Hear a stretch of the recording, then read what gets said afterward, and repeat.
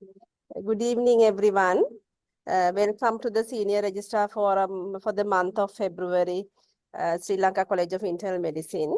We all know this Senior Registrar Forum is meant to upgrade the knowledge of our future internists.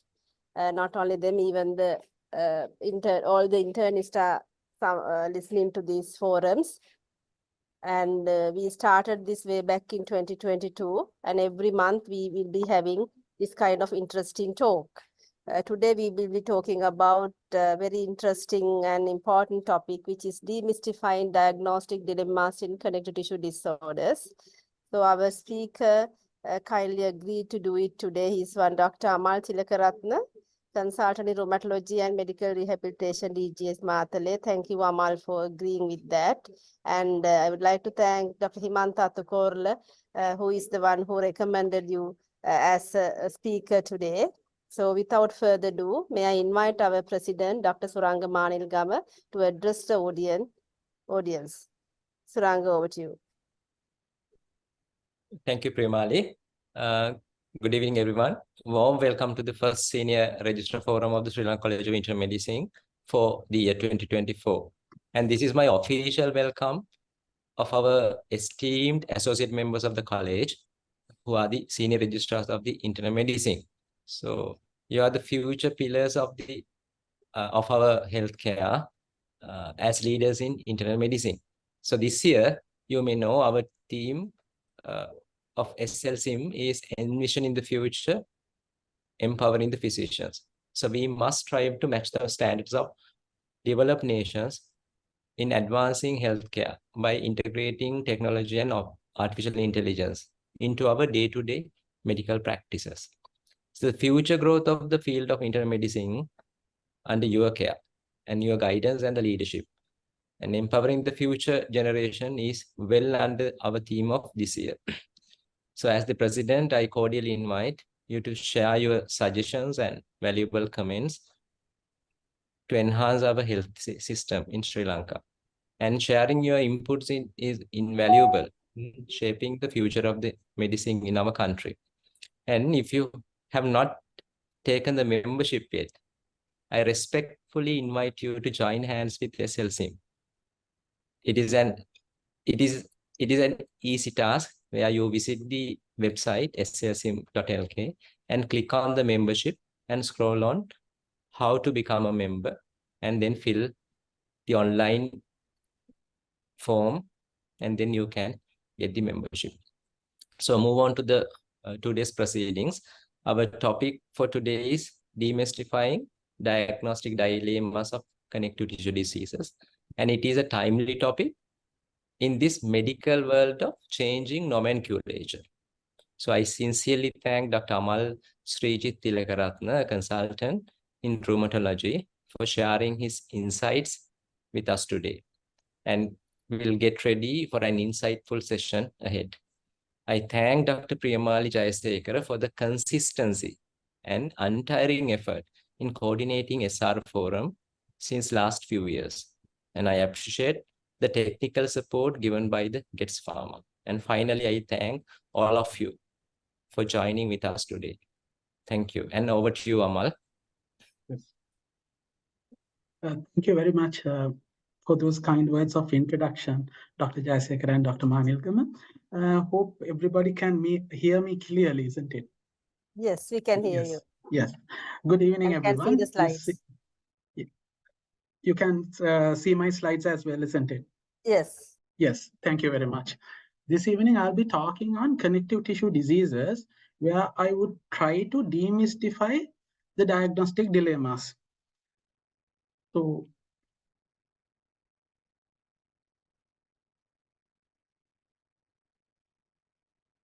I have no conflicts of interest to disclose.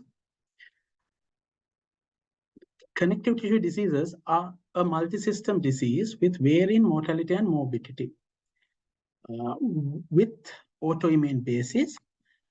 And let's look at this image. I don't think that anyone in this forum today would not be able to give us spot diagnosis for this picture.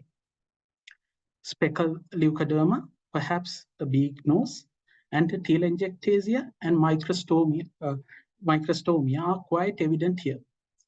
The further examination would provide with the extent of skin thickening to define a diagnosis of systemic sclerosis. She will definitely be classified as having systemic sclerosis based on 2013 systemic sclerosis classification criteria.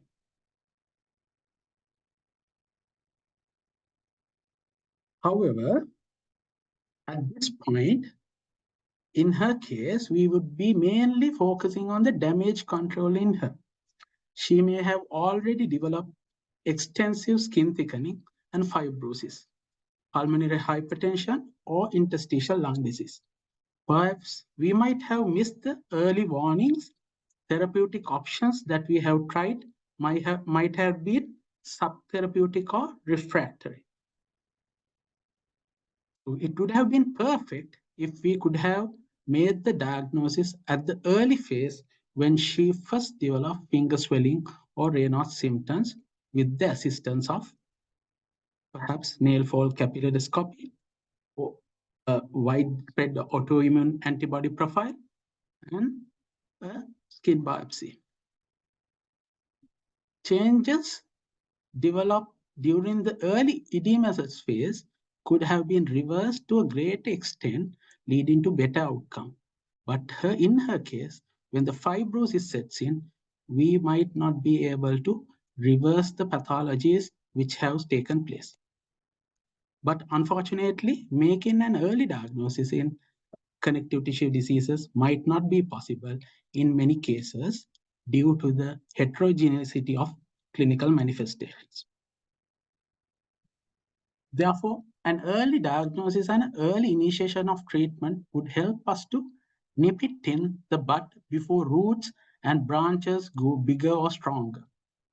Let's look at the challenges we have in making an early diagnosis of CTD. CTDs could mimic many other non-rheumatological diseases, in particularly hematological, dermatological, or infective causes. For an example, cervical lymphadenopathy in Kikuchi disease can mimic hematological malignancies or tuberculosis. Furthermore, many clinical signs and symptoms as well as laboratory markers are not specific for a certain rheumatic disease, but may occur at different diseases. For example, these include arthritis, interstitial lung diseases, small cell vasculitis, or Raynaud's phenomenon.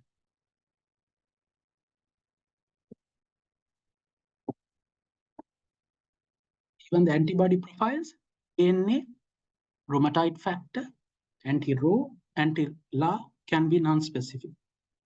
However, clinical findings such as scleroderma and some biomarkers such as dsDNA and anti-Smith, which is more specific for a diagnosis of lupus, anti-CCP for a diagnosis of rheumatoid, and anti-topoisomerase and anti-centromere antibodies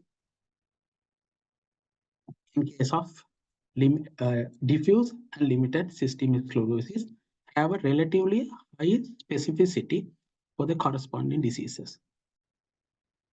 Similarly, patients with connective tissue disease might not present with classical textbook description.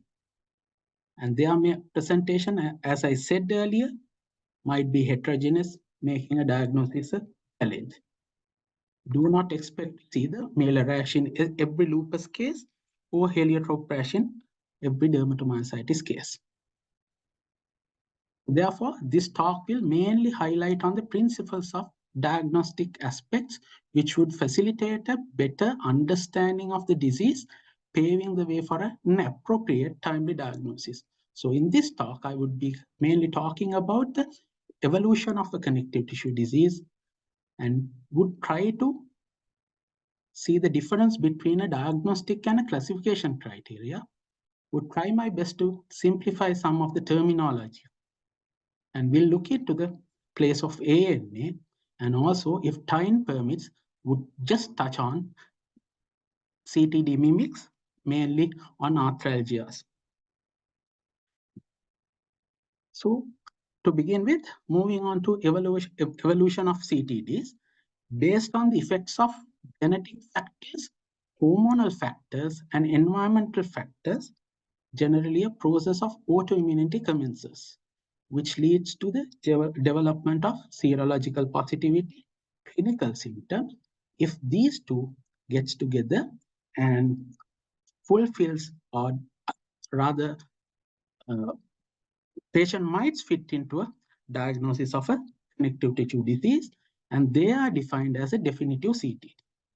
And their management is based on the specific diagnosis. For if it is scleroderma, the management would be different to that of a lupus. But in certain cases, they have only a few clinical features to suggest a CTD. For an example, patient might present with a significant hair loss and arthralgia with a positive hair loss, which would not, positive ANA, which would not fit into a diagnosis of a definitive CTD. This is what we call an undifferentiated CTD or a UCTD. In certain patients, these symptoms may remain stable for many years without further progression. That is what we call a stable UCTD or a stable undifferentiated connective tissue disease. As the time goes on, certain patients would develop new symptoms and signs to evolve into a definitive CTD, to begin with the early CTD and an established CTD. So this is the evolution of a connective tissue disease. So a patient initially may present with the malar rash, subsequently will progress to develop a non-erosive arthritis. She may also develop proliferative glomerulonephritis, and later on the NPSLE spectrum to demonstrate in the full spectrum of clinical manifestations of lupus. But in certain instances, as I mentioned, initial clinical symptoms might not change at all and will remain as it is for many years, as in the cases of stable, undifferentiated connective tissue diseases. There are instances where the extreme end of the spectrum can be the initial manifestation. Patient might present within a couple of weeks with cerebral lupus, which is complicated with the TTP, or a glomerulonephritis complicated with the rapidly progressing glomerulonephritis. This is an image of the evolution of the New York City. So similarly, as I mentioned, the CTDs too do evolve. They gather new signs and symptoms over a time on a longitudinal time frame. What I see in my clinic today may be completely different to what I saw 3 months back. Remember, we only take a snapshot, and that may not reflect the overall progression of the disease. Therefore, the documentation of what you see is very crucial in monitoring CTD. Furthermore, connective tissue diseases evolve over time. As I said, we might not see the complete depiction at the first presentation. Patient with early disease needs further follow-up in order to see if they evolve from an undifferentiated status to a differentiated one. This is the best way I explain the progression of CTDs. Remember the good old days where we solved jigsaw puzzles. Evolution of a CTD can be well explained with this. Only difference is we all had a catalog to look at and fix the jigsaws. You might just start off with few jigsaw pieces and may struggle to put them together. But as you gather the rest of the jigsaw pieces, the complete image would be formed to making a complete picture. Similarly, a complete diagnosis of a connective tissue disease. Obviously, there were instances where we got stuck in which case our siblings and friends assisted us to find the missing pieces. Similar role of the siblings are being played by our colleagues, specialists in internal medicine, dermatologist or nephrologist or chest physician, etc., who will assist in the completing the diagnosis. For an example, a rheumatologist might not be an expert on skin lesions. Or I might ignore or might miss certain skin lesions, which may be picked up by the dermatologist to fix the jigsaw pieces. Therefore, multidisciplinary involvement is necessary not only in the management, but also at the time of the diagnosis. So let me explain what diagnostic and classification criteria are. It is essential to know the difference to make a proper diagnosis of a connective tissue disease. You all must be familiar to this more than me. These are the diagnostic criteria used to diagnose prediabetes according to the health authorities. I believe I am right here. Unfortunately, in rheumatology, for most of the diseases, it's not possible to define a diagnostic criteria due to the clinical heterogeneity. What we have for most CTDs are classification criteria. Diagnostic criteria are used to diagnose undiagnosed patients with the disease using a set of signs, symptoms, and tests. Whereas classification criteria are primarily intended to create a well-defined, relatively homogeneous cohort for clinical research. To be more simple, I would say like this. Classification criteria is applied to an already diagnosed patient. This is the mistake we do. We apply the classification criteria to diagnose a connective tissue disease. Therefore, it is obvious that it would not be rational to diagnose a disease using a classification criteria. Hence, in CTDs, the diagnosis remain essentially clinical. So this is an oversimplified, mind you, this is an over-exaggerated, I would say, a description of diagnostic criteria and classification criteria. If candies reflect the general population, let's consider the smarties, which is being picked up from the candies as the patients with a clinical diagnosis of lupus. But what happens is, if we apply a classification criteria, it's like comparable to picking up smarties of few colors, leaving out the rest, such as the uncommon colors or possibly the smaller sizes. This is because the classification criteria are intended to make a relatively homogeneous cohort of patients. So if a green circle is the few patients with the clinical diagnosis of a CTD or lupus, application of a criteria may leave out few patients with the disease who are falsely negatively missed out. In particular, the rare presentations and the early diseases might be missed. So everybody is familiar with this classification criteria. This is the 2019 ACR/EULA SLE classification criteria. It has an entry criterion and an additive criteria. Compared to the previous criteria, which is the difference between this is, it's a weighted criteria. You may remember that in previous criteria, oral ulcers and scarring alopecia scored the same marks. Here, non-scarring alopecia would score 2 marks, and acute cutaneous lupus would score 6, and a discoid lupus would score 4. But the problem we have is that this is not a diagnostic criteria. This is a classification criteria intended to recruit patients who are already diagnosed as lupus into possibly clinical research.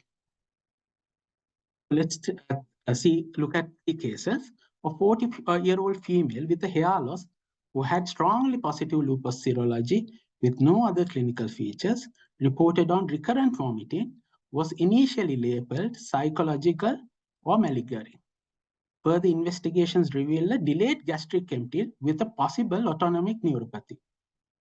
1 year later, developed membranous nephropathy. This case depicts the evolution of a CTD, and at the same time, would retrospectively, we might think, if we had thought about a possibility of lupus at initial stages, would we have given steroids at the time of the diagnosis of autonomic neuropathy, or could we have altered the pathophysiology of the disease by doing so?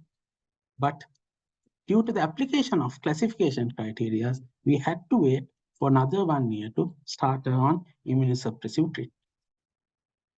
23-year-old postpartum mother presenting with a retroperitoneal hematoma secondary to acquired hemophilia. ANA nuclear pattern, homogeneous pattern, dsDNA positive, no other features of lupus. She would not fit onto a diagnosis of lupus according to the classification if we apply the classification criteria. Another case, 35-year-old female with a PUO, 1 month history of rash, septic screen negative, UFR no acute sediments, 2D echo pericardial effusions, ANA dsDNA negative, low complements, skin biopsy suggestive of acute lupus. So remember, by applying the classification criteria, you might miss early stages of the disease as well as the rare presentations. In cases of lupus particularly, ANA negative cases may be missed out.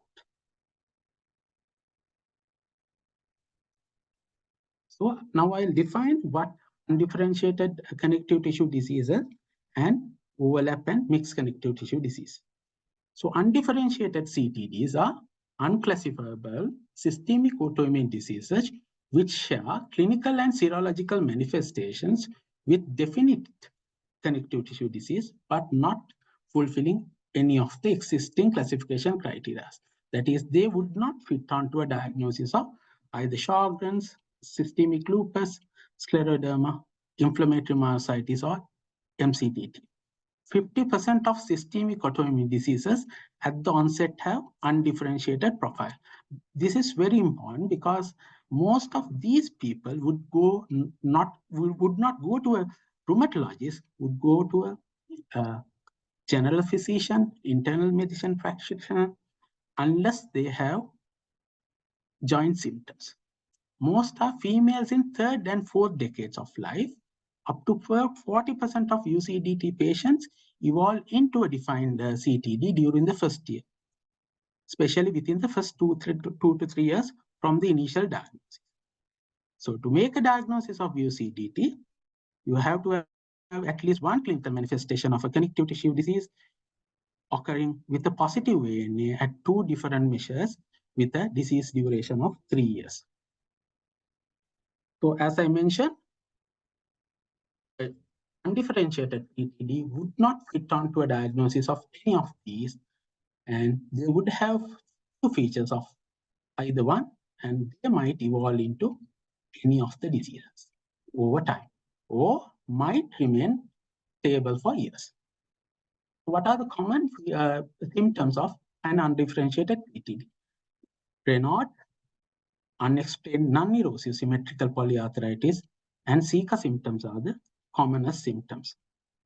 So it's when suspecting an early form of a specific rheumatic disease that does not fulfill classification criteria, it would be better to use the suffix pre or early to distinguish this condition from a true stable undifferentiated connective tissue disease. For example, if a patient comes with a new onset Raynaud's, typical changes detected at the nail capillaroscopy, telangiectasia, and specific antibodies for systemic sclerosis, it might be useful to classify him as pre or early systemic sclerosis rather than undifferentiated connective tissue disease, because in the clinic, you know what to look for during the next follow-up visits.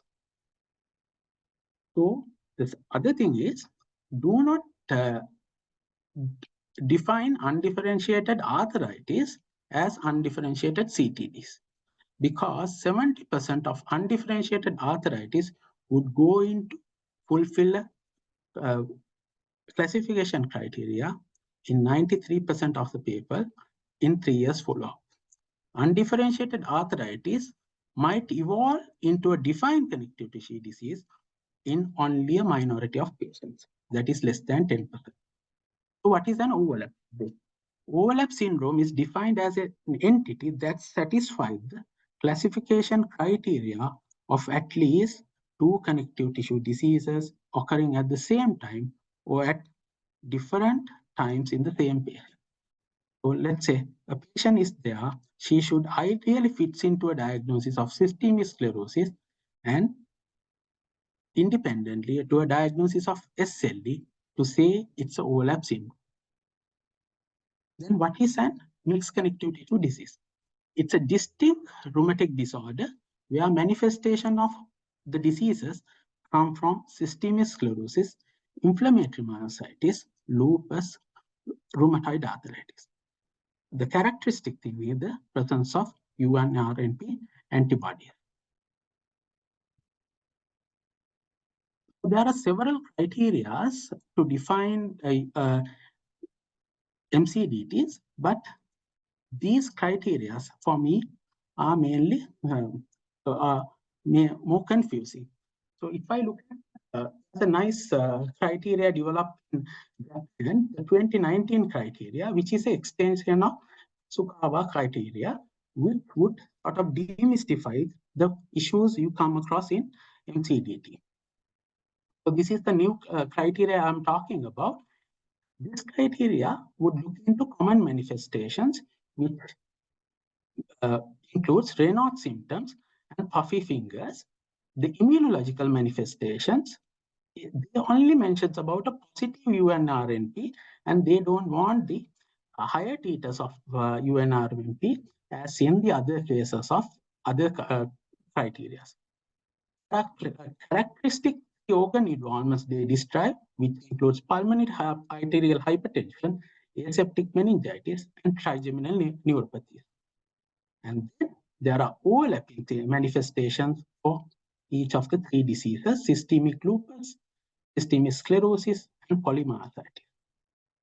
Here the diagnosis is made when a patient, interestingly, they call it a diagnostic criteria rather than a classification criteria. When a patient meets all the following, that means at least one common manifestation with immunological manifestation with either one of the organ manifestation is one way. The second way is to have a common manifestation, immunological manifestation, and then to have one clinical symptom from 2 domains of different diseases. So I would summarize this like this: suspect mixed connective tissue diseases in the presence of high titers of anti-UNRP antibodies. A patient with erosive arthritis also have a positive rheumatoid factor. If she or he has a UNRMP, that would be a possible MCDT rather than rheumatoid arthritis. If a patient has pulmonary hypertension, think about MCDT. Raynaud's phenomenon with puffy fingers, think about MCDT. But you need to review the diagnosis of MCDT when a patient is positive for anti-double stranded or anti-Smith antibodies. Secondly, topoisomerase antibodies. Thirdly, anti-synthetase antibodies or MDA5 antibodies, because these antibodies are so specific to the relevant connective tissue disease. Review the diagnosis in the presence of proliferative glomerulonephritis. In MCDTs, you might see membranous nephropathies and tubulointerstitial nephropathies. In the presence of severe CNS involvement, you may disregard a diagnosis of MCDT, but remember, trigeminal neuralgia and aseptic meningitis are 2 characteristic organ involvements seen in MCDT. So moving on to the last bit. anti-nuclear antibodies in systemic rheumatic diseases. ANA is associated with various autoimmune systemic rheumatoid diseases, which includes lupus, systemic sclerosis, primary Sjogren's as mixed connective tissue diseases, and idiopathic inflammatory myositis. These diseases we collectively referred as to ANA-associated rheumatic diseases. Several autoantibodies that are specific to each disease have been identified.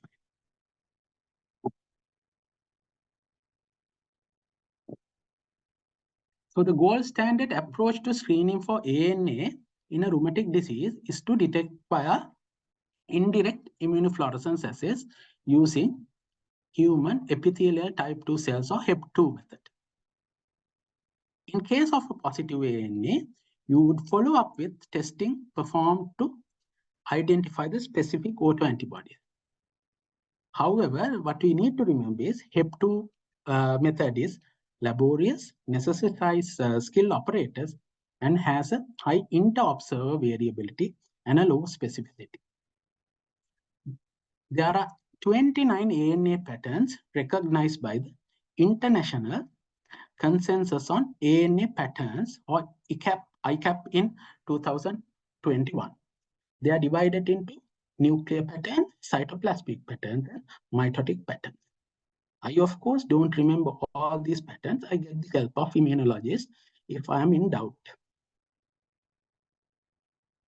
Certain autoantibodies, you should remember as Rho52 or 60, which is seen, or La, which is seen in Sjogren's, or topoisomerase, which is seen in diffuse systemic sclerosis, ribosomal P in cerebral lupus, or myositis antigens may be absent or found in low concentrations in HEP2 cell lines. So in that case, testing for specific antibodies against these are warranted in the setting of high clinical suspicion of a related connective tissue disease, despite ANA being negative by the HEP2 method. And at the same time, ANA can be present in patients with non-rheumatic diseases, in particular autoimmune liver disease, and also can be seen in healthy individuals. Automated solid phase immunoassays screen autoantibodies that are specifically associated with ANA-associated rheumatic diseases. Those are like dsDNA, etc. These have a high reproducibility and a specificity.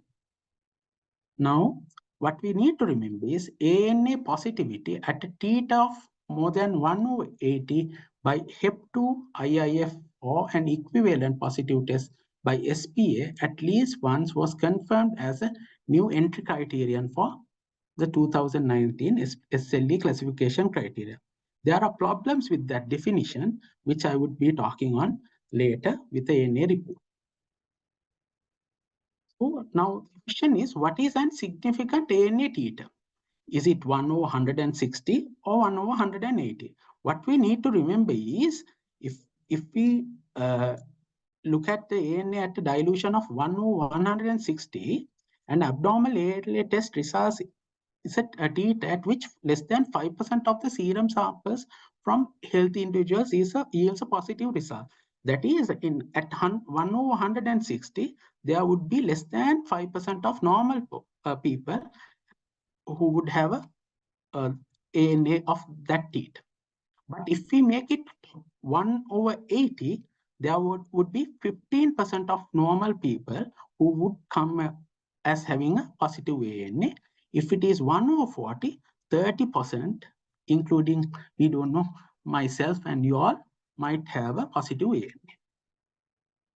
So therefore, ANA positivity at dilutions of 140 to 180, along with negativity at dilutions of 160, should be disregarded unless the suspicion of an underlying autoimmune disease is very high, or unless the patient is pregnant or planning for a pregnancy.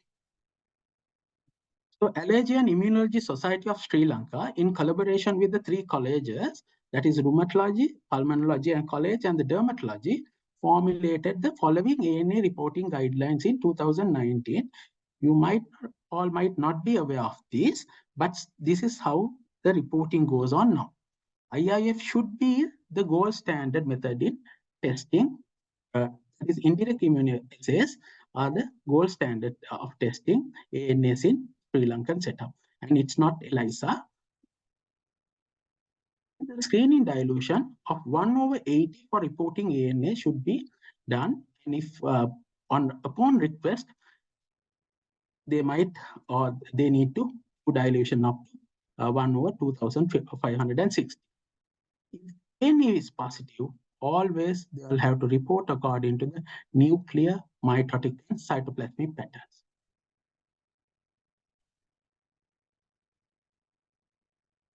And the last bit is also important as well.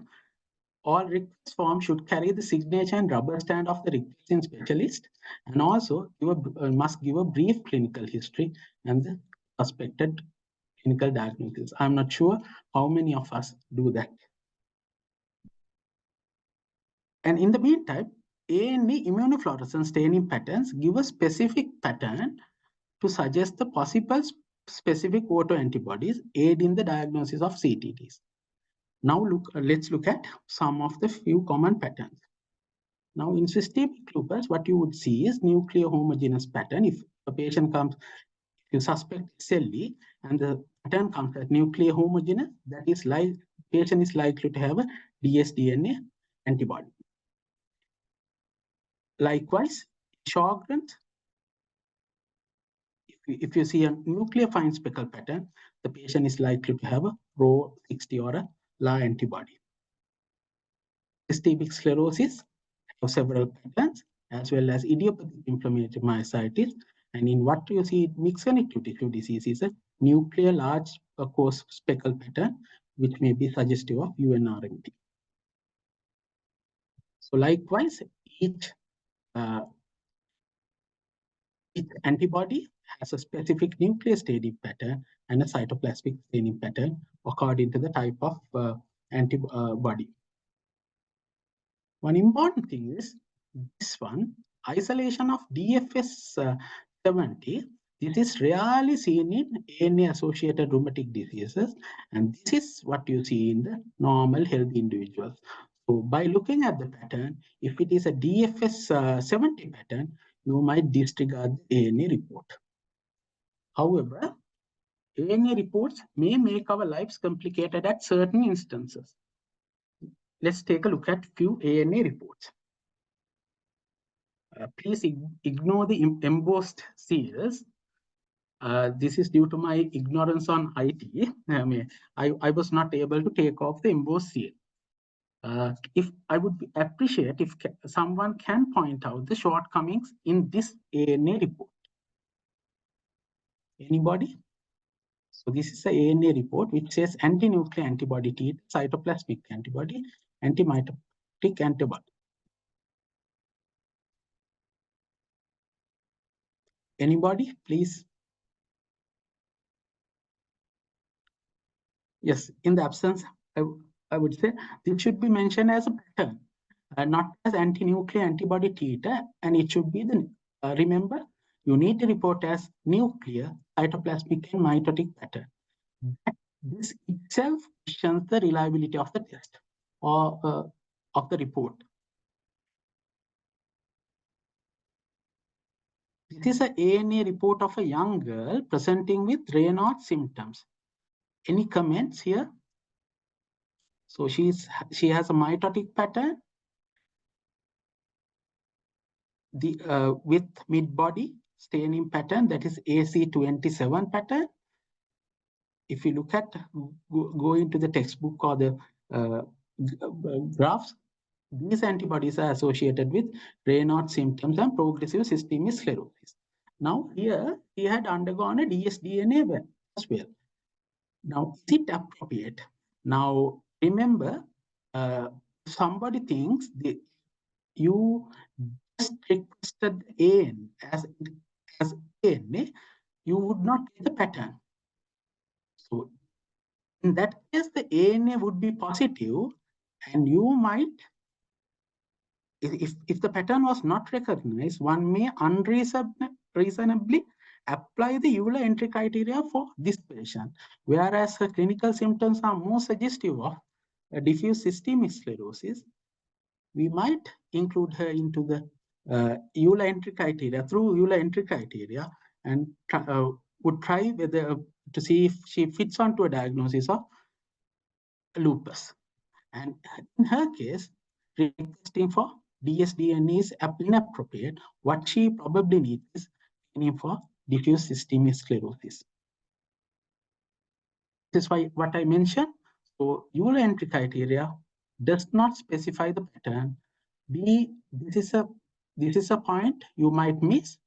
So therefore, look at the pattern, and if it is only of lupus pattern, apply the entry criteria in reality. Then look at this pattern. So this is what I said, anti-nuclear pattern. So nuclear pattern 1/1280, nuclear homogeneous staining pattern, suggestive autoantibodies, dsDNA, nucleosomes and histone.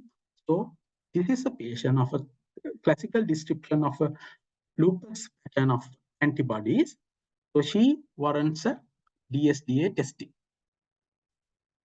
This is a report of a patient with undifferentiated CTD. In her case, you may look specifically for signs of mixed connective tissue diseases, Sjogren's, and myositis to review the diagnosis, because the pattern is nuclear pattern positive 1/80. Since we are strongly suspecting a possibility of a connective tissue disease, you cannot disregard this data. And the pattern is more suggestive of a mixed pattern with possibly Sjogren's. I'm not sure, although the comment goes as lupus, it's of myositis patterns and Sjogren's patterns. So in this case, if she's a patient with undifferentiated CTD, she obviously needs a follow-up in rheumatology clinic to see if she develops features of a defined CTD belongs into one of these. Perhaps she might need a surveillance echocardiograms to demonstrate the development of pulmonary hypertension, etc. So we go back to our jigsaw. Remember the jigsaw puzzle without a catalog, which I mentioned at the very beginning. But ANA can be used in the clinical context as a catalog which guides your care. Let's look at these two cases.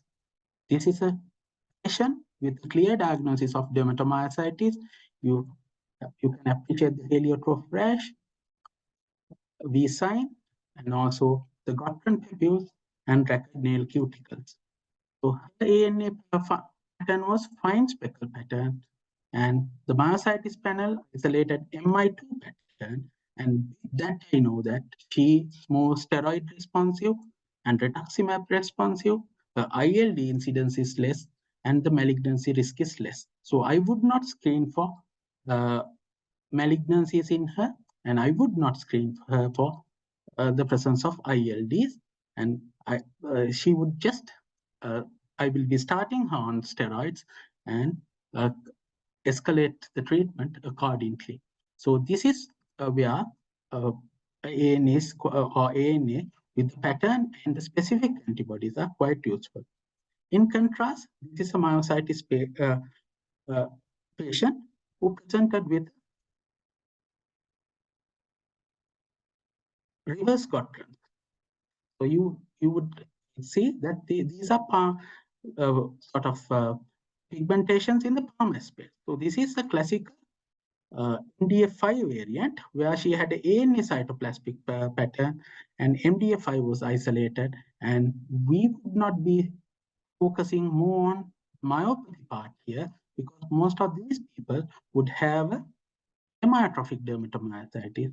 What we need to look at in these patients would be a possibility of developing a rapidly progressing lung disease. So therefore, she warrants an early HRCT and a referral and a liaison with the respiratory physicians. So I'll just summarize what I talk or reiterate on what I talk on ANA. ANA positivity at dilutions of 1040 to 1080 along with the negative to dilutions of 160 should be disregarded unless the suspicion of an underlying autoimmune disease is very high or unless the patient is pregnant or planning for a pregnancy. Testing for specific antibodies, Rho60, 52, La, topoisomerase 1, ribosomal P, and myositis associated antibodies is warranted in the setting of high clinical suspicion of a related connective tissue disease, despite ANA being negative through HEP2 method or IIF method. It's important to request ANA titer with pattern. At least there is a cost difference of nearly 4,000 rupees if we request for ANA titer with pattern. So ANA pattern would cost about 4,000, whereas a ANA titer with pattern would cost about 9,000. So remember what I said, if you suspect a patient to have or strongly suspect a patient to have a connective tissue disease, you might not need the titer because the laboratory is report at 1/80, that itself is adequate. But if you don't suspect or the strong suspicion is not that strong, you need to go with the ANA titer with pattern. Request for specific antibodies depending on ANA pattern and the clinical features. Do not just order ENA pattern. That would make your lives uncomfortable because interpretation of ENA is difficult. So first of all, get the pattern, and depending on the pattern, request the specific autoantibody. Positive ANA is observed in healthy individuals and rheumatological causes, particularly the DFS70 pattern. So we'll briefly talk on a couple of slides on this. There are people who would present to you with arthralgia, not with early or sort of synovitis. So to understand that, it's important to know the clinical phases of rheumatoid arthritis. There are healthy individuals who would, again, with the environmental factors sets in the autoimmunity, will develop arthralgia, progress to early undifferentiated, and finally to the phase of developing rheumatoid arthritis. So then this clinical arthralgia, how would you see if these arthralgias are clinically significant or not? So there's I'll explain it more. Now, if 45-year-old female presenting with a 6-month history of inflammatory arthralgia, that is, the pain is worse at night, affecting pain is worse in the morning without demonstrable joint swelling, affecting small joints of hands. Symptoms worst in the early mornings would last for more than 1 hour. She gives a family history of rheumatoid arthritis in her first-degree relatives, and examination, there are no features of a connective tissue disease or synovitis, but the MCP squeeze test is possible. So this is a typical case which would come to you in your clinics. So how would you see whether this patient has a risk of developing rheumatoid arthritis in future? This is what you call clinically significant arthralgia, because these people needs to be followed up in your clinics rather than discharging them from the clinic.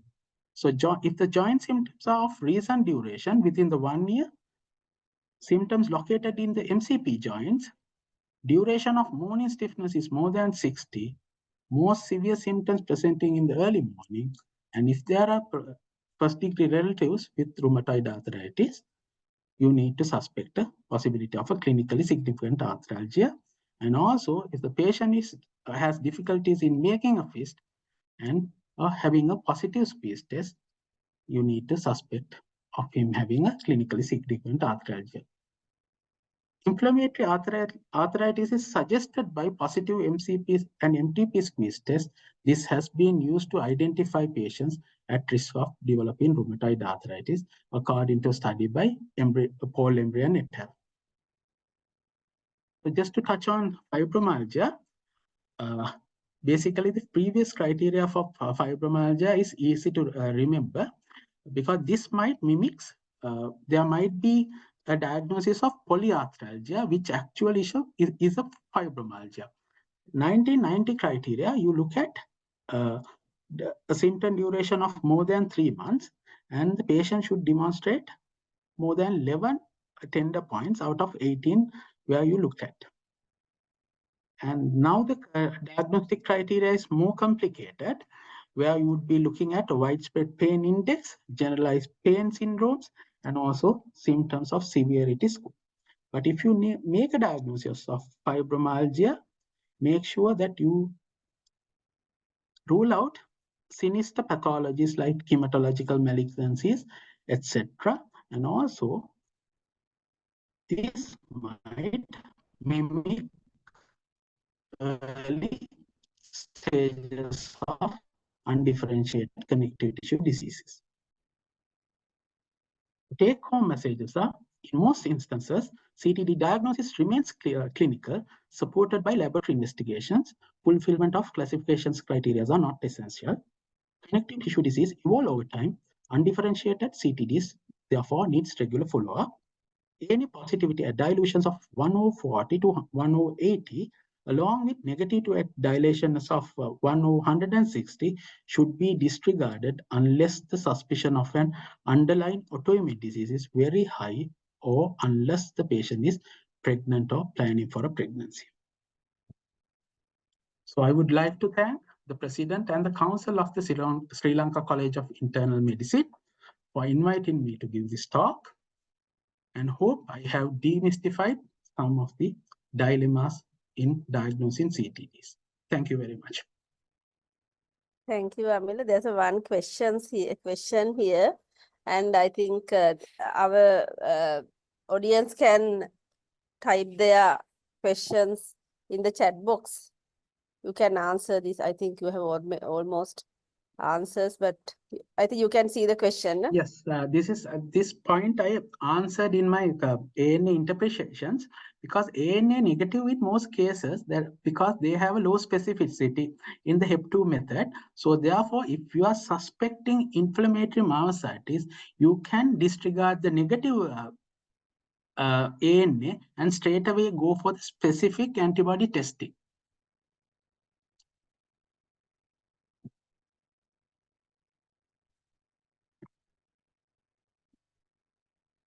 You all can type your question in the chat box or a Q&A.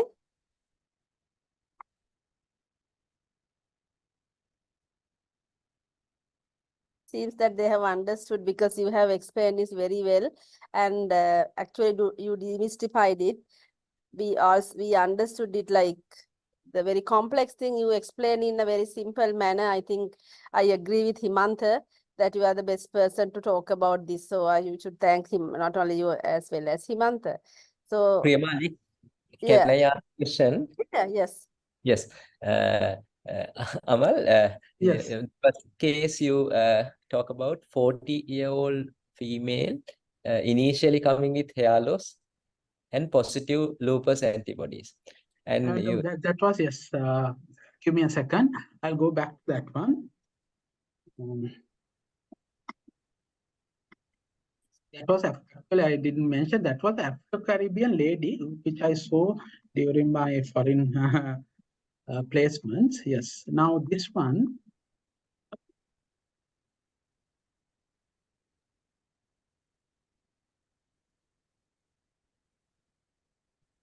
So this one, isn't it? Yes. So she had hair loss, strongly positive lupus serology, including dsDNA and anti-Smith, and a positive ANA.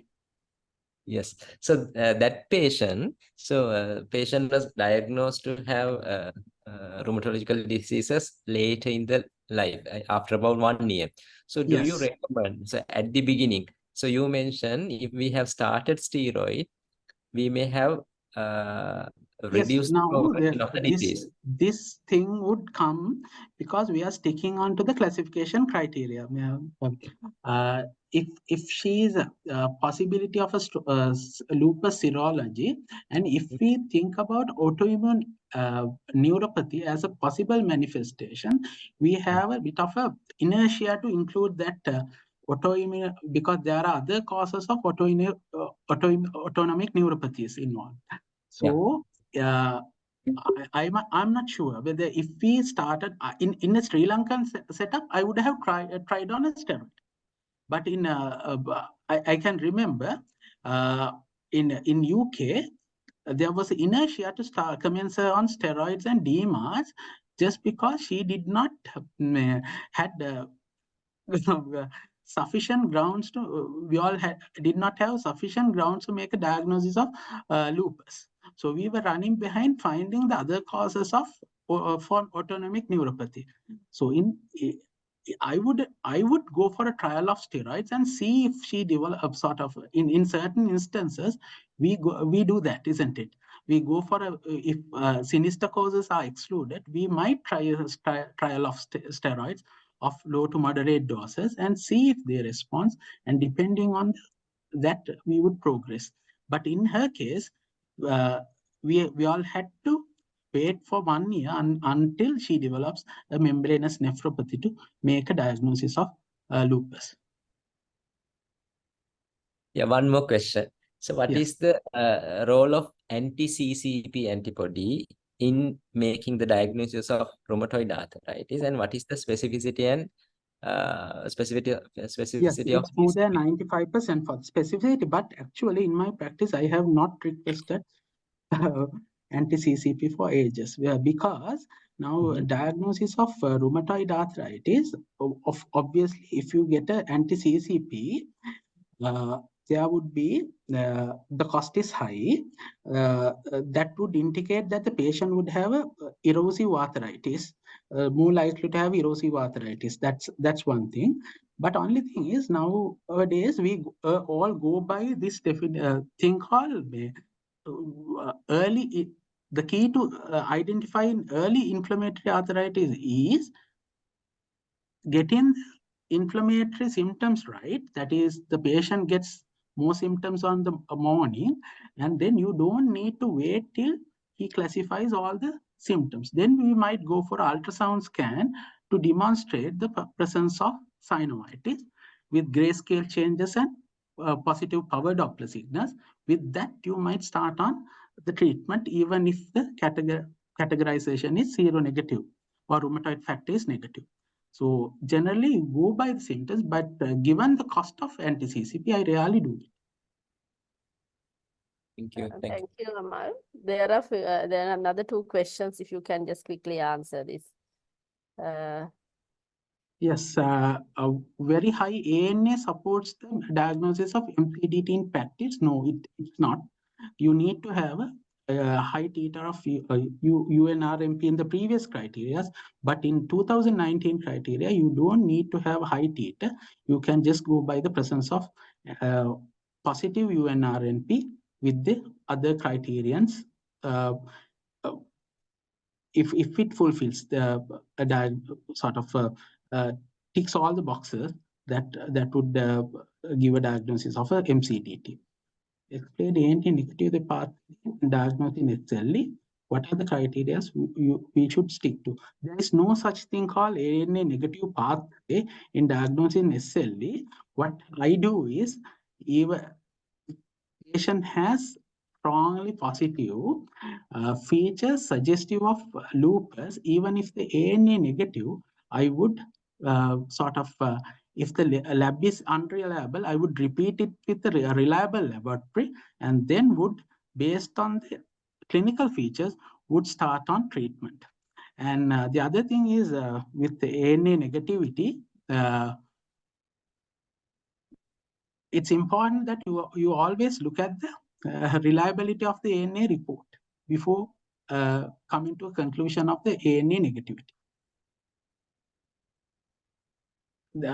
So I would also add, if you have any doubts about skin manifestations typical of lupus and etc., get the help of the dermatologist always and get a biopsy. And with the clinical pathologies, you might be able to give a diagnosis of lupus.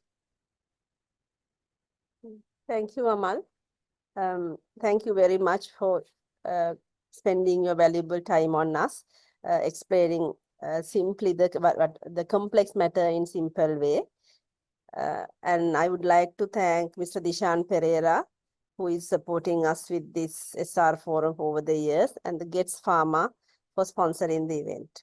So thank you very much, everyone who listened to this, and we will meet in March SR forum.